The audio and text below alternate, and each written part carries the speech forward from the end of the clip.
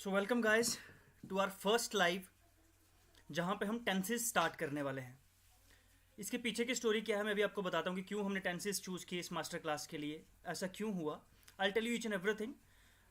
थोड़ी देर के लिए वेट करते हैं, लेट अस सी कि और जो बच्चे ज्वाइन करने वाले हैं, there are many students who are willing to join today, तो उनके लिए थोड़ा सा वेट करेंगे and then we will start. But ठीक है, हम YouTube लाइव इसीलिए कर रहे हैं ताकि ये सारी चीज़ें रिकॉर्ड की जा सकें और बाद में भी उन बच्चों को दी जा सकें जो ये क्लास अटेंड नहीं कर पाए या फिर जिनकी क्लास किसी कारणवश मिस हो गई। So guys, let's start. I will share the recordings also in your groups, और जो स्टूडेंट्स एमी5 पे रजिस्टर्ड हैं उनको तो इसकी रिकॉर्डिंग्स मिल जाएगी in our software also. So let's start. So why we are here, what is AMIFI and who am I? Let's first start with this and then I will tell you that why tenses, why we are starting with tenses. So friends, my name is Abhishek Sharma and I will be your guide, your teacher for this workshop, for this 15 days workshop. AMIFI is going to arrange a 15 days workshop which is known as master class for tenses, जहाँ पे हम बहुत basic level से start करके tenses के जो extreme level है, जहाँ तक हम प्रैक्टिस कर सकते हैं, वहाँ तक लेके जाएंगे आपको। We will try our level best to give you the best resource, to give you best practice sheets and worksheets. Best method के साथ आपको पढ़ाया जाएगा, सिखाया जाएगा. But we also need something from you. That is, आपका 100% support चाहिए हमें इसके लिए. That you will also give your 100% ताकि समझ आ सके आपको भी क्लियरली और वर्कशीट्स आप परफॉर्म कर सकें ताकि हम 100% रिजल्ट ला सकें. अगर हम दोनों मिलके अपना 100% देंगे, definitely we will get 1000% results. तो गाइज लेट्स स्टार्ट. हम जितने भी लेक्चर स्टार्ट करेंगे उनकी एक थीम होती है. नॉर्मली जब भी मैं कोई क्लास लेता हूँ, मैं actually I am a life skills coach, I teach life skills. तो लाइफ स्किल्स की जब भी हम कोई क्लास लेते हैं तो इसकी एक थीम होती है. आज के हमारे लेक्चर की थीम है फोकस. एक 5 लेटर का छोटा सा word focus, which has changed entire world, the perspective of entire world. जब ये वर्ड अपना अस्तित्व में आया कि व्हाट इज फोकस. बहुत सारे ऐसे बड़े बड़े लोग हैं, बिल गेट्स जैसे, बैरन बफे जैसे, जिन्होंने अपना सक्सेस का पूरा जो दारमदार था वो किसको बताया? फोकस को. कि we are focused, this is only reason we are successful. इससे ज़्यादा कुछ नहीं. हम इंटेलिजेंट हैं, कम इंटेलिजेंट है, ज़्यादा इंटेलिजेंट है, ज़्यादा चीज़ें याद रखते हैं, हम कम चीज़ें याद रखते हैं, ये मैटर नहीं करता. What matters is only focus. मैं एक शॉर्ट स्टोरी सुनाता हूँ आपको, तब तक कुछ और बच्चे भी ज्वाइन कर लेंगे. सो द स्टोरी इज, एक बार एक गाँव में एक बुजुर्ग रहते थे. उस गांव का ये मानना था कि जब भी ये बुजुर्ग नाचते हैं, डांस करते हैं, तब गांव में बारिश होती है. जब जब ये नाचते हैं तब तक गांव में बारिश होती है. एक मेरी और आपकी जनरेशन वाला लड़का था, वो ये इस बात को मानने को तैयार ही नहीं था कि ऐसा हो ही नहीं सकता. ऐसा कैसे हो सकता है कि जब भी ये नाचते हैं तब बारिश होती है. तो मुझे तो प्रूफ चाहिए, बिना प्रूफ के तो मैं मानूंगा नहीं. वो गाँव में गया, उसने सबको बोला कि मुझे प्रूव करके दिखाओ वरना मैं मानूंगा नहीं. तो बुजुर्ग एक दिन मान गए, ठीक है मैं नाचूंगा तो बारिश होगी, मैं परसों नाचूंगा, तुम परसों आ जाना. परसों सारा गांव इकट्ठा हो गया, वो लड़का भी वहां पे आ गया और वो बुजुर्ग भी आ गए और उन्होंने नाचना शुरू कर दिया. वो 1 घंटा नाचे, 2 घंटे नाचे, 4 घंटे नाचे, 8 घंटे नाचे, 12 घंटे नाचे. 24 घंटे नाचने के बाद गांव में बारिश शुरू हो गई. पहले तो सबको यही लग रहा था कि ये झूठ ही था, ये बुजुर्ग ऐसे ही थे कि इत्तेफाक से बारिश हो जाती थी. लेकिन जब 24 घंटे के बाद बारिश हुई, वो लड़का भी मान गया कि हाँ, बुजुर्ग सच में जब नाचते हैं तब बारिश होती है. अब वो चला गया उनके पास. उन्होंने उनसे पूछा कि ये शक्तियाँ आप में कहाँ से आई, ये कहाँ से आपने सीखा कि आप जब भी नाचोगे तो बारिश होगी, कैसे आपको समझ आया ये सब होता है. तो उस बुजुर्ग ने उनको बताया, उस लड़के को बताया कि ऐसा कुछ नहीं है कि मेरे में कुछ शक्तियाँ हैं. बात सिर्फ इतनी सी है कि मैं ये मान के चलता हूँ कि मैं नाचूंगा तो बारिश होगी, और जो दूसरी बात जो मैं मान के चलता हूँ वो ये है कि जब तक बारिश नहीं होगी मैं तब तक नाचूंगा. अब बात को ध्यान से समझना कि उनका फोकस कितना क्लियर था. सबसे पहले हम ये मान के चलेंगे कि ये 15 दिन की मास्टर क्लास में हम सब कुछ सीखेंगे, और दूसरी चीज़, मैं अपना 100% दूंगा, आप अपना 100% देंगे, और जहाँ भी समझ नहीं आती है, कोई भी वीडियो, कोई भी लेक्चर आपको क्लियर नहीं होता है, I will be there to resolve and you have to be there to get it resolve. आपको वो डाउट होना चाहिए तो ही मैं रिजॉल्व कर पाऊंगा. आपको वो पूछना पड़ेगा मेरे से. आपके पास मेरा व्हाट्सएप एक्सेस भी है, व्हाट्सएप कम्युनिटी का जो लिंक है वो हमारे इस डिस्क्रिप्शन में भी मैंशनड है. So now let's start with a positive beginning. Basics of tenses शुरू करते हैं. एक 15 दिन की हमारी मास्टर क्लास होने वाली है. बनाने में हम ये लेक्चर या फिर 1-2 घंटे की क्लास में भी सारे टेंसेस क्लियर कर सकते थे. टेंसेस कोई बहुत बड़ा कंसेप्ट नहीं है कि बहुत डिफिकल्ट है, रॉकेट साइंस है. इंग्लिश सबसे ईजी भाषा मानी गई है सीखने के लिए, और टेंसेस जो रूल्स हैं ये बहुत ईजी हैं. बेसिक से स्ट्रक्चर्स हैं, बेसिक से वर्ड्स हैं, और वही स्ट्रक्चर को रीऑर्गेनाइज करके हम इंग्लिश के सेंटेंसेस को मीनिंग देते हैं, सेंटेंसेस बनाते हैं. तो टेंसेस टफ नहीं है. बट ये 15 दिन की मास्टर क्लास रखने के पीछे 2 रीज़न है. फर्स्ट रीज़न इज, हम छोटे थोड़े थोड़े जो प्रैक्टिस करेंगे, छोटे छोटे जो सेशंस होंगे हमारे, उनमें रिजल्ट ज़्यादा आता है। छोटे सेशंस मतलब ज़्यादा प्रैक्टिस, मतलब ज़्यादा अच्छे से हमारे डाउट्स क्लियर होंगे। और जो दूसरा रीज़न है दैट इज़ कंसिस्टेंसी, फोकस। हमारा फोकस अगर क्लियर होगा, हमारी कंसिस्टेंसी क्लियर होगी, तो इन 15 डेज़ के बाद आपको टेंसेस के बारे में सब पता होगा।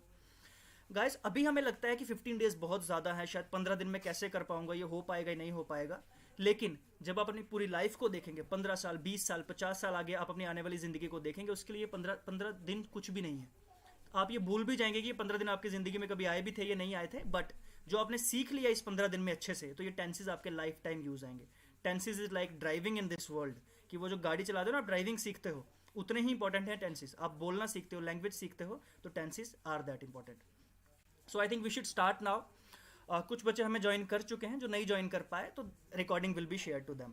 बट लाइव का हमें बेनिफिट यही होता है कि कुछ भी डाउट आते हैं तो हम पूछ सकते हैं, आप मेरे से पूछ सकते हो, मैं डाउट्स क्लियर कर सकता हूँ। तो नेक्स्ट आई होप कि आप लोग अपने फ्रेंड्स को भी कन्वे करेंगे कि please be present in this live. So let's start basics of tenses. सबसे पहले शुरुआत हम करेंगे कि टेंसेस का मतलब क्या है। आज तक हम क्या सोचते थे, टेंस मतलब समय, काल। हिंदी की व्याकरण में काल ही टेंसेस हैं। ऐसा नहीं है। इसकी प्रॉपर जो डेफिनेशन है वो क्या है, tenses are state of work. State of work मतलब किसी काम की दशा को हम जब टाइम से रिलेट करते हैं। किसी काम की दशा, सपोज मैं बोल रहा हूं, मैं बोल चुका हूं, मैं बोल रहा था, मैं बोल रहा हूं, ये काम है, और जो था या फिर इसको टाइम से जब रिलेट करते हैं उसको टेंसेस बोलते हैं। कार्य की दशा को समय से जो रिश्ता बताता है वो टेंसेस है। अब इस पे जो अलग अलग टाइप्स आती हैं वो हम कैसे डिफाइन करते हैं। टेंसेस की डेफिनेशन तो आई होप कि क्लियर होगी कि state of work, the relation of state of work with time is known as tenses. मतलब कि काम अनिश्चित है, इनडेफिनेट है। इनडेफिनेट यहाँ पे काम अनिश्चित नहीं होता, काम की दशा अनिश्चित होती है। मतलब जो इनडेफिनेट टेंस होता है दैट इज अनिश्चित काल। कुछ काम ऐसे होते हैं जो पास्ट में से एक जैसे चल रहे होते हैं, या फिर हमारी हैबिट्स होती हैं जो एक जैसी चल रही होती हैं, जहाँ पे ता है, ती है, ऐसे वाले जो सेंटेंसेस होते हैं। धरती सूर्य के इर्द गिर्द घूम रही है, सूर्य स्थिर रहता है, तो ये वाले जो टेंसेस होते हैं इसको हम इनडेफिनेट टेंस बोलते हैं। जो अनिश्चित काल से एक जैसी चीज़ें रही हैं उनको हम इनडेफिनेट टेंस बोलते हैं। Second is continuous. कंटिन्यूस मतलब जो काम चल रहे हैं, जो रेगुलर ही चल रहे हैं, आज भी हो रहा है, कल भी हो रहा है, होता रहेगा, या फिर सॉरी होता रहेगा नहीं, जो काम चल रहा है उसको हम टेंसेस बोलते हैं, कंटिन्यूस टेंस बोलते हैं। जैसे मैं बोल रहा हूँ, आप लोग सुन रहे हैं, आप समझ रहे हैं, जो कंटिन्यूस हैं, प्रेजेंट में या पास्ट में या फ्यूचर में थे या होंगे, उनको हम कंटिन्यूस टेंस बोलते हैं। Next is perfect tense. Perfect मतलब जो काम हो चुके हैं, जो काम टोटली फिनिश्ड है, हमें पूरा यकीन है कि हाँ ये काम खत्म हो चुका है। हमारा बेसिक्स ऑफ टेंसेस का लेक्चर जो पहली स्लाइड थी वो खत्म हो चुकी है। So this is known as the perfect tense. And the last is perfect continuous. Perfect continuous tenses कौन से होते हैं, जो पास्ट में से काम चलते आ रहे हैं और अभी भी चल रहे हैं। ना जाने फ्यूचर में कब तक चलेंगे, लेकिन पिछले कुछ समय से वो लगातार चलते आ रहे हैं, उसको हम बोलेंगे परफेक्ट कंटिन्यूस। तो 4 टाइप के ही टेंसेस होते हैं, मतलब ये काम की दशा को दर्शाते हैं। ये जो 4 मैंने टाइप्स बताई आपको, indefinite, continuous, perfect, perfect continuous, ये हमारे काम की दशा को दर्शाते हैं कि काम हमारा इनडेफिनेट है, अनिश्चित है, या फिर निरंतर चल रहा है, दैट इज कंटिन्यूस। परफेक्ट है कि हो चुका है खत्म, एंड परफेक्ट कंटिन्यूस कि पहले से चलता आ रहा है और अभी भी चल रहा है, उसको हम परफेक्ट कंटिन्यूस बोलते हैं। और समय तो 3 ही होते हैं, that is present, past and future, कि या तो प्रेजेंट है या पास्ट है या फ्यूचर है। प्रेजेंट अभी, पास्ट जो हो चुका है, और फ्यूचर जो होगा। अब इन्हीं 3 से मिलके ये 4 टेंसेस जो हैं ये 12 टेंसेस बनाते हैं। 12 कैसे बनाते हैं, present indefinite, present continuous, present perfect continuous, past indefinite, past continuous, past perfect and past perfect continuous, और इसी तरह से future indefinite, future continuous, future perfect and future perfect continuous. ये सिर्फ हमें टेंसेस की पहचान करवाने के लिए था। यहाँ पे आपको कुछ भी याद नहीं रखना है, आपको सिर्फ ये याद रखना है कि क्या है, काम की दशा जो होती है वो इन 4 प्रकार की होती है। दशा मतलब उसकी जो स्टेट ऑफ वर्क है, कि काम हो रहा है या हो चुका है या होगा, या वो सारी ये 4 प्रकार होते हैं, indefinite, continuous, perfect, perfect continuous. और समय को हम 3 तरह से दर्शाते हैं, पास्ट, प्रेजेंट और फ्यूचर। चलिए थोड़ा सा आगे बढ़ते हैं। टेंसेस सीखने से पहले ये मैं उम्मीद कर सकता हूँ कि शायद आपको कुछ बेसिक्स क्लियर होंगे, जो फॉर्म्स ऑफ वर्ब हैं या कुछ बेसिक जो वोकेबलरी है वो आपको पता होगा, कि कुछ सेंटेंसेस या कुछ वर्ड्स आपको इंग्लिश में आते होंगे, क्योंकि हम उतना बेसिक यहाँ पे नहीं करने वाले, थोड़ा सा उसके जो नेक्स्ट लेवल पे करेंगे। नेक्स्ट लेवल बेसिक मतलब ABC नहीं करेंगे, लेकिन उसके जो नेक्स्ट लेवल पे जो नाउन प्रोनाउन आते हैं वो सारी चीज़ें हम कवर करेंगे आज के लेक्चर में, क्योंकि आज हमारा काम है बेसिक्स को ही कवर करना, बेसिक्स ऑफ टेंसेस हम कवर करें यहाँ पे। चलिए नेक्स्ट स्लाइड पे चलते हैं। सो नाउन एंड प्रोनाउन आपको पता होने चाहिए क्या होते हैं. Now the name of person place और a thing is known as noun. Simple definition जो हम class first, class second, class third में सीखते हैं जब हम ग्रामर शुरू करते हैं. और प्रोनाउन क्या होता है कि नाउन को जो वर्ड्स दर्शाते हैं. सपोज एक सेंटेंस में अगर बार बार किसी इंसान का, किसी जगह के, किसी भी चीज़ का नाम आ रहा है, उसकी जगह हम प्रोनाउन जब यूज़ करते हैं, किस टाइप के, I, we, you, they, he, she, it, इस तरह के प्रोनाउंस यूज़ करते हैं. They are known as pronouns. और टेंसेज में हम इनका बहुत यूज़ करने वाले हैं क्योंकि हमारी ट्रांसलेशन जो है मैक्सिमम यही प्रोनाउंस यूज़ होने वाले हैं. I, we, you, they, he, she, it. कुछ और प्रोनाउंस होते हैं जैसे आर्स हो गया, माई सेल्फ हो गया, योर सेल्फ हो गया, बट ये मेजरली यूज़ होने वाले हैं जो मैंने यहाँ पे मेंशन किए हैं. आई मैं होता है, यू तुम, वी हम, दे वे, वह, ही और शी को वह ही बोलते हैं हम, और इट यह. तो ये जो वर्ड्स हैं ये मैक्सिमम यूज़ होने वाले हैं प्रोनाउंस. नेक्स्ट इसमें आता है फॉर्म्स ऑफ वर्ब. अब ये जो 3-4 चीज़ें मैं यहाँ पे मेंशन करने वाला हूँ, ये बहुत ज़रूरी है टेंसेस के लिए. अगर किसी को नहीं आते हैं, मैं बहुत बेसिक से एक्सप्लेन करूँगा, बट फिर भी कोशिश करना इस लेक्चर के बाद भी आप इनके बारे में थोड़ा सा और जानें. फॉर्म्स ऑफ वर्ब कितनी होते हैं? आपने जहाँ पे टेंस सीखे होंगे अभी तक, अगर आपने कभी देखा भी है स्ट्रक्चर टेंस का, तो सब्जेक्ट प्लस वर्ब की फर्स्ट फॉर्म या वर्ब की थर्ड फॉर्म या वर्ब की second form. Second form normally कम ही यूज़ होती है, बट थर्ड फॉर्म ज़्यादा यूज़ होती है. सेकंड फॉर्म वाले कम ही ऐसे होते हैं टेंसेस. तो फॉर्म ऑफ वर्ब कौन कौन सी होती है? पहली होती है base form, that is verb की फर्स्ट फॉर्म. जैसे हम गो, कम, ईट, तो ये जो वर्ड्स हैं ये वर्ब की फर्स्ट फॉर्म में आते हैं. Widely used form of verb है, ये बहुत ज़्यादा यूज होती है. सेकंड है पास्ट फॉर्म. पास्ट फॉर्म मतलब जो हमारी सेकंड फॉर्म ऑफ वर्ब होती है. जैसे गो में गो, वेंट, गॉन होती है, तो जो वेंट है मतलब जा चुका है, चला गया है, उसको हम वर्ब की सेकंड फॉर्म बोलते हैं, जो वेंट वर्ड आता है. या फिर हैव, हैड आता है, ईट, एट, ईटन आता है. तो इस तरह से जो सेकंड फॉर्म ऑफ वर्ब है वो यहाँ पे हमें पास्ट फॉर्म बोलते हैं हम उसको. And last one is past participle, जिसको हम ईडी फॉर्म भी बोलते हैं. मतलब मैक्सिमम क्या होता है, थर्ड फॉर्म ऑफ वर्ब में ईडी ज़्यादा यूज होता है. ओके तो ये थर्ड फॉर्म होती है. आपने कई जगह देखा होगा कि V4 और V5 भी होती है. मैं वो भी आपको बता देता हूँ कि V4 और V5 क्या होता है.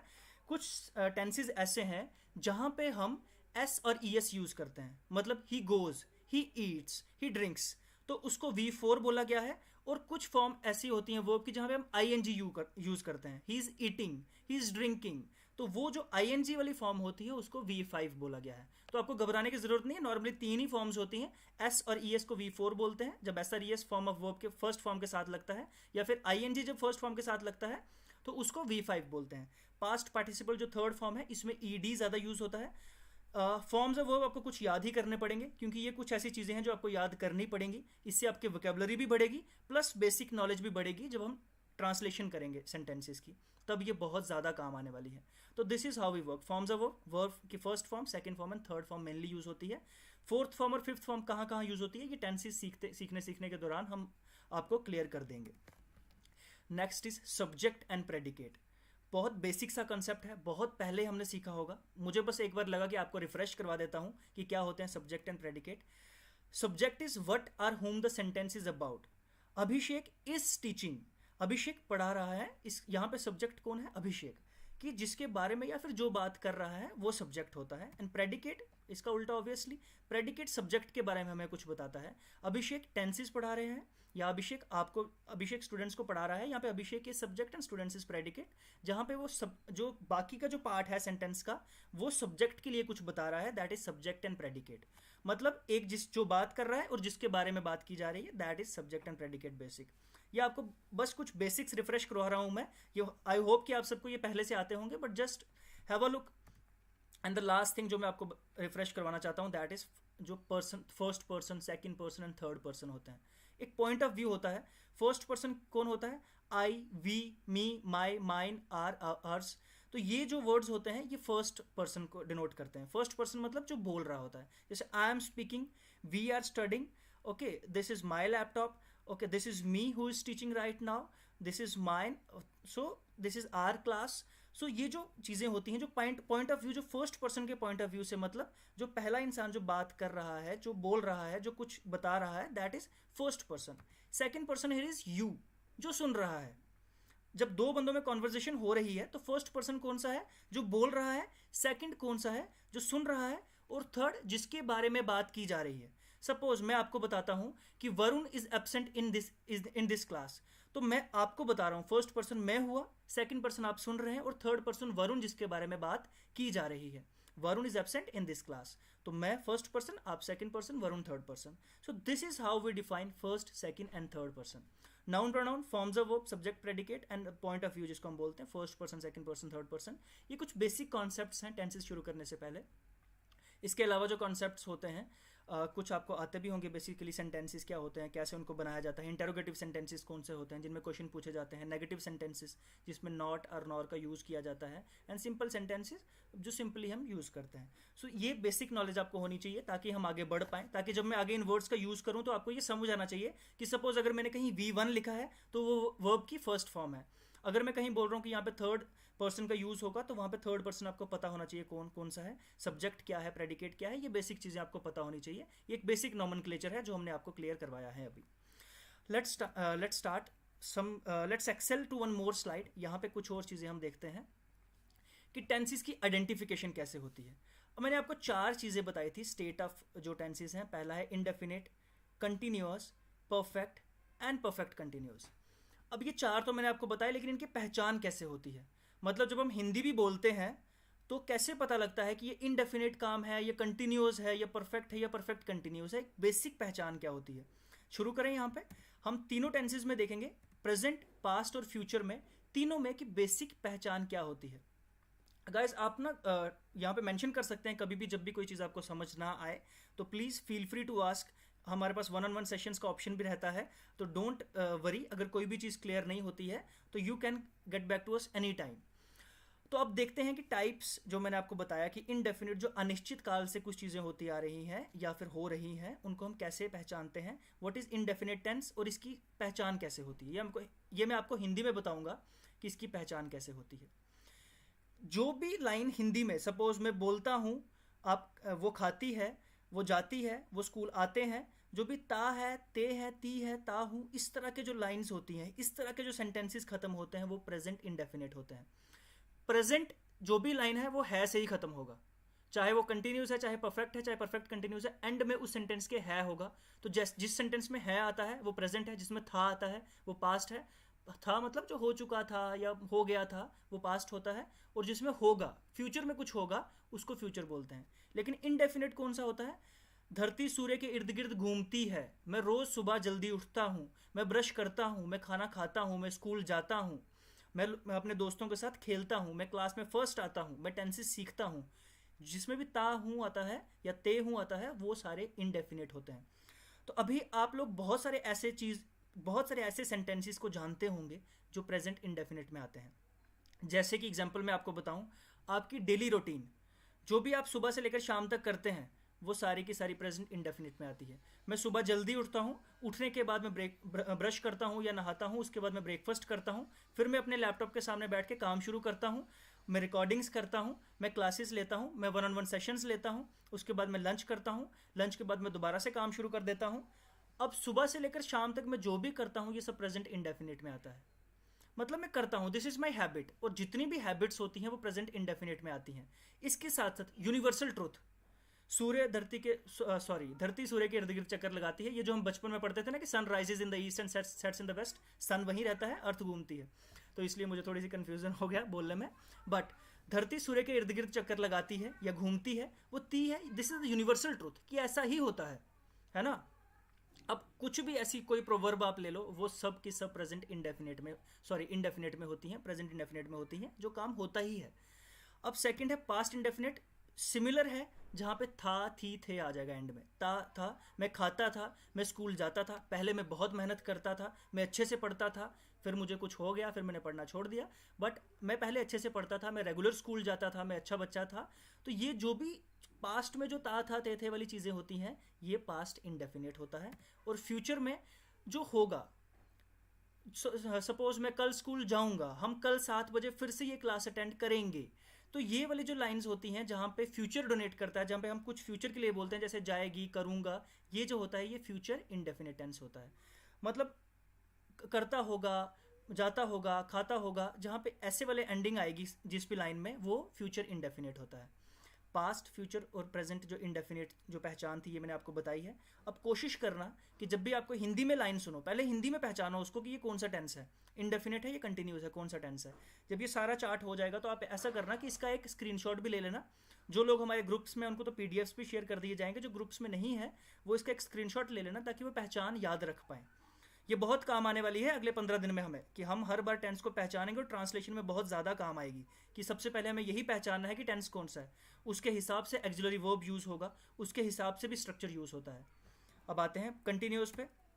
कंटिन्यूस मतलब हिंदी में बोलूँ तो निरंतर, जो काम निरंतर चल रहा है, रही है। सपोज हम पढ़ रहे हैं, हम खा रहे हैं, हम बचपन से स्कूल जा रहे हैं, actually that is present continuous. But continuous में भी क्या होता है, जो काम हो रहा है, जो अभी प्रेजेंट में चल रहा है, अभी आपकी मोबाइल स्क्रीन पे ये स्लाइड चल रही है, अभी मैं प्रेजेंट कंटिन्यूस सिखा रहा हूँ। तो ये वाले जो टेंसेस होते हैं जो अभी प्रेजेंट में चल रहा है, दैट इज प्रेजेंट कंटिन्यूस। अब पास्ट आप खुद ही गेस कर सकते हैं कि जो रहा था, जो चल रहा था। इसके पहले मैं प्रेजेंट इंडेफिनिट पढ़ा रहा था, इससे पहले हम बेसिक्स ऑफ टेंसेस सीख रहे थे। ओके जो पास्ट में काम हुआ था या फिर हुई थी, रहे थे, ये जो वर्ड्स होते हैं, जिस भी सेंटेंस का एंड ऐसे होता है उसको हम पास्ट कंटिन्यूस बोलते हैं। देखना सिर्फ इतना सा ही डिफरेंस है, प्रेजेंट में है आता है, पास्ट में था या थी, और फ्यूचर में होगा। सपोज रहा होगा, रहूंगा, रहे होंगे, तो ये जो होगा ये फ्यूचर कंटिन्यूस होगा, है ना। मतलब कि कल हम प्रेजेंट इनडेफिनिट टेंस सीख रहे होंगे, कल हम इस समय एक जो सेशन है वो अटेंड कर रहे होंगे। तो इस तरह के जो रहा होगा, जब हम फ्यूचर की बात करते हैं तो वो फ्यूचर कंटिन्यूस आएगा। मतलब कल इस टाइम पे ऐसा कुछ काम हो रहा होगा, प्रेजेंट में हो रहा है और पास्ट में हो रहा था, बस इतना ही फर्क है। ये इस तरह से हम पहचान करते हैं। परफेक्ट की हम पहचान कैसे करते हैं, जो काम हो चुका है। जैसे थोड़ी देर बाद आप बोलेंगे कि मैंने वो लेसन अटेंड कर लिया है, ये काम खत्म हो चुका है, मैं लंच कर चुका हूँ। तो ये जो जहाँ पे है के साथ एंड होगा और जो काम हो चुका है उसको हम परफेक्ट बोलते हैं। अब इसमें ये मत सोचना कि ये काम तो हो चुका है पास्ट में, तो इसको हमने पास्ट क्यों नहीं बोला। ये मैं आपको क्लियर करूंगा ये डाउट, कि जब हम प्रेजेंट परफेक्ट पढ़ेंगे तब मैं आपको ये एग्जैक्ट बताऊंगा कि इसको ये काम तो ये पास्ट में हुआ था, तो फिर हम इसकी बात प्रेजेंट में क्यों कर रहे हैं, क्योंकि लंच तो मैंने कर लिया है, तो उसको पास्ट में बोलना चाहिए मुझे कि मैंने अपना लंच कर लिया था, मैंने दोपहर को अपना लंच कर लिया था, तो इसको प्रेजेंट में क्यों नहीं बोला गया या पास्ट में क्यों नहीं बोला गया, प्रेजेंट में क्यों रखा गया। तो ये डाउट आपका क्लियर होगा, डोंट वरी अबाउट दैट। अब पास्ट इंडेफिनिट जो काम हो चुका था, सपोज हो चुका था, चुकी थी, चुके थे, जो इस तरह से एंड होंगे उनको हम पास्ट परफेक्ट बोलेंगे। और फ्यूचर सिमिलर, जो कल में ये काम कर चुका हूँगा, वो वहाँ पे जा चुके होंगे, तो इस तरह के जो सेंटेंसेस खत्म होंगे वो फ्यूचर परफेक्ट में आते हैं। और फ्यूचर परफेक्ट कंटिन्यूस, अब फ्यूचर परफेक्ट कंटिन्यूस या पास्ट या प्रेजेंट परफेक्ट कंटिन्यूस, ये कंटिन्यूस का ही एक अलग पार्ट है, जहाँ पे क्या होता है कि हम बेसिकली हम ये पढ़ रहे हैं, लेकिन हम ये पिछले 1 घंटे से पढ़ रहे हैं। मतलब जो काम अभी हो रहा है लेकिन किसी निश्चित समय से वो काम चल रहा है, उसको हम फ्यूचर कंटिन्यूस बोलते हैं। मतलब जो काम पास्ट से चल रहा है और अभी भी चल रहा है, इसको हम फ्यूचर परफेक्ट कंटिन्यूस बोलते हैं। अब यहाँ पे सिमिलरली जहाँ पे है था वहाँ था हो जाएगा, तो वो पास्ट, और जहाँ पे होगा वहाँ पे फ्यूचर हो जाएगा। लेकिन अब इसकी मैं थोड़ी सी और चीज़ें आपको बताऊंगा कि परफेक्ट कंटिन्यूस में सिंस या फॉर का इस्तेमाल होता है, कि ये काम चल रहा है लेकिन कब से चल रहा है वो दर्शाता है, इसलिए उसको परफेक्ट कंटिन्यूस बोलते हैं। परफेक्ट मतलब जो काम हो चुका है, और कंटिन्यूस मतलब जो हो रहा है, लेकिन इन दोनों के मिक्सचर को क्या बोलेंगे, जो काम पास्ट से चल रहा है लेकिन अभी भी चलता आ रहा है और फ्यूचर में भी कुछ टाइम तक वो चलेगा, तो उसको हम परफेक्ट कंटिन्यूस बोलते हैं। अब उसको प्रेजेंट परफेक्ट कंटिन्यूस कैसे बोलते हैं, यहाँ पे लिखा है कैसे पहचानते हैं। पास्ट परफेक्ट कंटिन्यूस को कैसे पहचानते हैं और फ्यूचर परफेक्ट कंटिन्यूस को कैसे पहचानते हैं, यहाँ पे लिख दिया गया है। तो नेक्स्ट जब भी हम सेशंस करेंगे, आज वाले सेशन में हम कोई भी प्रैक्टिस सेशन नहीं कर रहे, ये हमारा फर्स्ट सेशन था, इसको हम बहुत ज़्यादा लंबा भी नहीं करेंगे। आज हमें सिर्फ बेसिक्स क्लियर करने थे। बेसिक्स मतलब कि हमारे पास 3 टाइप के टेंसेस होते हैं, पास्ट, प्रेजेंट एंड फ्यूचर। उनमें 4 टाइप के स्टेट ऑफ वर्क्स होते हैं, जिनसे वो 12 टोटल टाइप बन जाते हैं, indefinite, continuous, perfect, perfect continuous. और उनकी पहचान हम कैसे करते हैं, मतलब जब हम हिंदी में सपोज मैं बोलता हूँ, अब आपको ये समझ में आ गया होगा कि बोलता हूँ तो ये कौन सा टेंस है, इंडेफिनिट, कौन सा, प्रेजेंट इंडेफिनिट, क्योंकि लास्ट में हूँ आया है। अगर मैं बोलूँ कि मैं बोलता था या मैं आपको सिखाता था, तो वो पास्ट इंडेफिनिट आ जाएगा। अब सपोज अगर मैं कुछ आपको ऐसा बोलता हूँ कि मैं आज बेसिक्स ऑफ टेंसेस की क्लास पढ़ा रहा हूँ, तो ये कौन सा टेंस होगा, प्रेजेंट कंटिन्यूस। थोड़ी देर बाद अगर मैं आपको बोलूँगा कि मैं जो बेसिक्स जो आइडेंटिफिकेशन है वो आपको पढ़ा चुका हूँ, वो कौन सा हो जाएगा, प्रेजेंट परफेक्ट। मैं पिछले आधे घंटे से आपको ये क्लास पढ़ा रहा हूँ, ये कौन सा हो जाएगा? Present perfect continuous. अब इस तरह से सबसे पहला काम हमारा यही है कि हम अपने दिमाग में टेंसेस को पहचानना शुरू करें। सिर्फ सुनने से हम टेंसेस को पहचानना शुरू करें कि ये कौन सा टेंस है। सबसे पहला काम यही है। इसके लिए मैं आपको कोई वर्कशीट या कुछ नहीं देने वाला आज, वर्कशीट हमारी कल से शुरू हो जाएंगी। लेकिन आज आपको सिर्फ इतना काम करना है कि जब भी आप कोई लाइन सुने अपने दिमाग में उस टेंस को पहचाने। कि सपोज मैं स्कूल जाता था, अब ये कौन सा टेंस हो गया? जाता था। था वो कहाँ लिखा हुआ है? पास्ट में। अब ये कौन सा टेंस है? पास्ट इंडेफिनिट, है ना। मैं आधे घंटे से ये पढ़ रहा था, मैं आधे घंटे से टेंस पढ़ रहा था। मैं आधे घंटे से पढ़ रहा था मतलब समय आ गया और रहा था भी आ गया, तो इसका मतलब ये परफेक्ट कंटिन्यूअस है। ओके, मैं कल भी ये लेक्चर अटेंड कर रहा हूँगा, कल भी आ गया मतलब टाइम भी आ रहा है यहाँ पे। अब ये देखना है आपने कि ये फ्यूचर परफेक्ट कंटिन्यूअस है या कंटिन्यूअस है, ये आपका काम है। इसी तरह से बहुत सारी ऐसी लाइंस आप दिन में सुनते हैं, ये कौन सा है? Present indefinite. जो भी लाइन आप सुन रहे हैं प्रेजेंट कंटिन्यूअस, उसको पहचानना शुरू करिए, ठीक है। करिए भी प्रेजेंट कंटिन्यूअस ही होता है कि आप उसको शुरू करो। तो लेट्स मूव अहेड। अब लास्ट स्लाइड हमारी क्या है? अब हमें क्या करना है? कुछ एक्सिलरी वर्ब्स होते हैं। एक्सिलरी वर्ब्स किसको बोलते हैं हम? हेल्पिंग वर्ब्स को। वर्ब हमने देखा, फॉर्म्स ऑफ वर्ब तो हमने देखा, ये उससे अलग कैसे हैं? क्योंकि ये टेंसेस में बहुत ज़्यादा यूज होने वाले हैं, उनको हम हेल्पिंग वर्ब्स बोलते हैं। ये वर्ब की हेल्प करते हैं, है ना, वर्ब को टाइम के साथ रिलेट करने में उसकी हेल्प करते हैं। तो प्रेजेंट में कौन कौन से एक्सिलरी वर्ब्स यूज होते हैं? डू और डज यूज होता है। ये मैं आपको बता दूंगा कि कहाँ पे डू कहाँ पे डज होता है। आज आपको मैं सिर्फ एक बार पहचान करवा रहा हूँ टेंसेस के साथ। ये लास्ट स्लाइड है, बहुत ज़्यादा लेक्चर ये लंबा होने नहीं वाला। ये लास्ट स्लाइड है जहाँ पे हम सिर्फ पहचान करना सीख रहे हैं। प्रेजेंट में डू और डज यूज होता है, इज एम आर यूज होता है, हैज़ हैव यूज होता है और has been have been use होता है। तो जहाँ पे ये वाली एक्सिलरी यूज होती है वो उसको हम प्रेजेंट बोलते हैं, या फिर प्रेजेंट में ये वाली हेल्पिंग वर्ब्स यूज होने वाले हैं। आगे हम जितनी भी चीज़ें सीखेंगे उसमें ये हेल्पिंग वर्ब्स यूज होंगे, और इनका एग्जैक्ट यूजेज कहाँ पे होती है वो आपको समय आने पे सब कुछ सिखा दिया जाएगा विद प्रैक्टिस। बहुत अच्छे से आपको इसकी प्रैक्टिस भी करवा दी जाएगी। पास्ट में क्या क्या यूज होता है? डिड, वॉज, वर और हैड बीन यूज करते हैं हम, जो परफेक्ट कंटिन्यूअस है। डिड, वॉज, वर, हैड और हैड बीन, ये एक्सिलरीज जो हैं ये पास्ट में यूज होती हैं जब हम पास्ट के टाइम को बताते हैं। I did it, I was going there, I had done that, I had been doing it since 30 minutes या फॉर 30 मिनट्स। तो ये जो होता है this auxiliaries are used in past. Future की बात करें तो फ्यूचर में विल और शेल ही यूज होता है नॉर्मली। अब अलग अलग forms of will shall use होती है, जैसे will be, shall be, will have, shall have, will have been, shall have been. तो ये फ्यूचर टेंस में हम ये वाली एक्सिलरी वर्ब्स यूज करते हैं। Axillary verb is nothing but helping verbs, जो वर्ब की हेल्प करते हैं। ओके, तो ये जो स्लाइड होने वाली है just have a screenshot of it. अगर आप हमारे ग्रुप्स में हैं तो पीडीएफ्स भी आपको शेयर हो जाएंगे। आज हमने क्या देखा? आज हमने सिर्फ टेंसेस की पहचान सीखी। सबसे पहली स्लाइड में हमने देखा था, okay let me go back और मैं आपको एक बार फिर से बताता हूँ कि पहली स्लाइड में हमने क्या देखा था। पहली स्लाइड में हमने टेंसेस देखा कि टेंसेस का एग्जैक्ट मतलब क्या होता है। टेंसेस सिर्फ काल नहीं है, स्टेट ऑफ वर्क, किसी भी क्रिया की दशा, किसी भी कार्य की दशा को जो समय के साथ रिलेट करके दिखाता है, that is known as tense. सीख क्यों रहे हैं? क्योंकि इंग्लिश लैंग्वेज में कुछ ऐसे रूल्स होते हैं जो हमें फॉलो करने होते हैं ताकि हम सही सेंटेंस सही सेंस के साथ बना सकें। और वो कैसे होता है? टेंसेस के थ्रू। State of work with time, the relation of state of work with time is known as tense. अब स्टेट ऑफ वर्क कौन कौन सी होती है? अनिश्चित, निरंतर, perfect and perfect continuous, indefinite, continuous, perfect and perfect continuous. ये 4 स्टेट्स ऑफ वर्क्स होती हैं और किस किस टाइम पे होती हैं? That is present, past and future. तो ये टेंसेस के बारे में हमने देखा कि टेंस क्या होते हैं। उसके बाद कुछ बेसिक्स हमने क्लियर करे।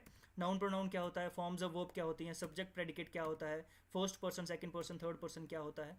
उसके बाद हमने आइडेंटिफिकेशन देखी कि हिंदी में कैसे एंड होगा किसी सेंटेंस का, तो हम पहचान पाएंगे कि ये प्रेजेंट इंडेफिनिट है या पास्ट इंडेफिनिट है या फ्यूचर इंडेफिनिट है, प्रेजेंट कंटिन्यूस है, प्रेजेंट परफेक्ट है या फ्यूचर परफेक्ट कंटिन्यूस है।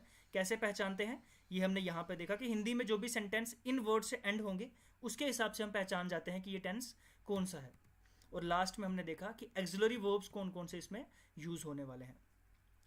सो guys, this was our lecture जिसमें ये आपको पूरी एक्सप्लेनेशन करवाई गई कि हम किस तरह से ये चीज़ें सीखते हैं, कैसे हम आइडेंटिफाई करते हैं। कभी भी कोई भी चीज़ सीखो आपने, मैं उम्मीद करता हूँ कि मेरी कॉन्सेप्ट एक वीडियो है यूट्यूब पे, व्हाट इज़ कॉन्सेप्ट। कॉन्सेप्ट क्या होता है ये मैंने एग्जैक्टली आपको समझाया था, क्योंकि बच्चों को कई बार यही क्लियर नहीं हो पाता कि कॉन्सेप्ट क्या है। अक्सर हम बोलते हैं ना कॉन्सेप्ट क्लियर कर लो तो सब कुछ समझ आ जाएगा। बेसिकली कॉन्सेप्ट है क्या, थ्योरी है या प्रैक्टिकल है या एग्जीक्यूशन है, क्या है कॉन्सेप्ट, तो उस वीडियो में समझाया था। हम समझते कैसे हैं किसी भी चीज़ को, सबसे पहले कॉन्सेप्ट इंक्यूबेशन होती है। इंक्यूबेशन मतलब पहचान करते हैं और हमारे दिमाग में वो कॉन्सेप्ट इंक्यूबेट होना चाहिए।